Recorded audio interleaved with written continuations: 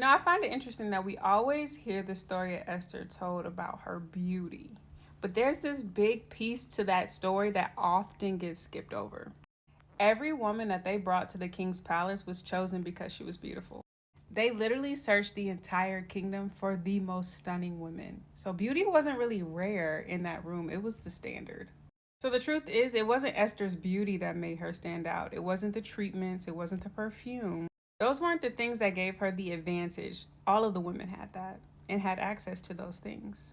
So what set Esther apart was favor, and it wasn't favor that she earned or favor that she manufactured. Favor is what set her apart is because she was one of God's own. She belonged to God. Mind you, out of all those women, she was the only Jew, one of God's chosen people carrying a covenant that no one recognized. The moment Esther stepped into the king's court, God already had a plan in motion. Her placement wasn't random, it was strategic.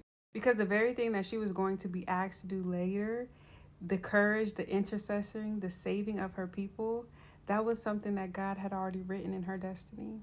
And her beauty was only to fulfill the requirement that got her in the door. Further showing that God can use your physical attributes, but that is not where the anointing over your life lies. So Esther didn't rise because she was pretty and had this immaculate beauty routine. She rose because God purposed her to.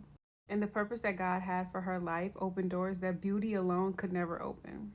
And this serves as a reminder for us. When God calls you, his favor will get you into the rooms that were built for the assignment that he has placed over your life, just like Esther.